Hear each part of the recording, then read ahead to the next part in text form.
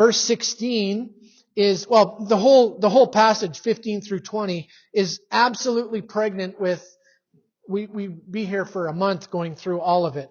But I just want to concentrate a little bit on the vast majority of the sermon today is going to be on verse 16, and I want to concentrate mostly on two words. They are dominions and authorities.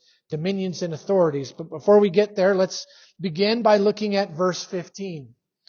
The Apostle Paul is addressing the church in Colossae in response to the spread of false teaching. There is false teaching going on in the Colossian church. And while he doesn't specify the exact nature of the false doctrines, it's clear that Paul focuses on emphasizing the person and work of Jesus.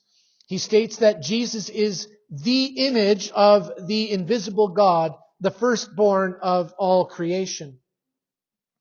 This verse highlights what theologians refer to as the preeminence of Jesus. And even Paul later on in verse 18 uses that word preeminent, right? A concept that is essential to understanding this text, okay? Notice first that I want you to notice first what Paul does not say, okay? What he does not say.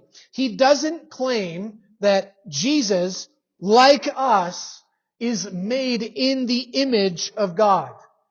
It's not what he says. Humanity, beginning with Adam and Eve, is made in the image and likeness of God. However, Paul here declares that Jesus is the image of the invisible God. This is a crucial distinction. Paul is addressing a misunderstanding within the Colossian church regarding the person and work of Jesus.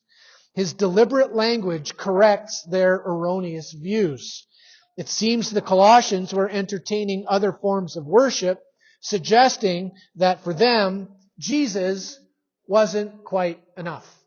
Right? Jesus wasn't enough. Paul lays the groundwork to assert that Jesus is all you will ever need. That's the point. Other passages in Scripture reinforce this truth. We can look at Hebrews chapter 1 and verse 3. It says, He is the radiance of the glory of God and the exact imprint of His nature, and He upholds the universe by the word of His power. We can look at John chapter 1 verse 18.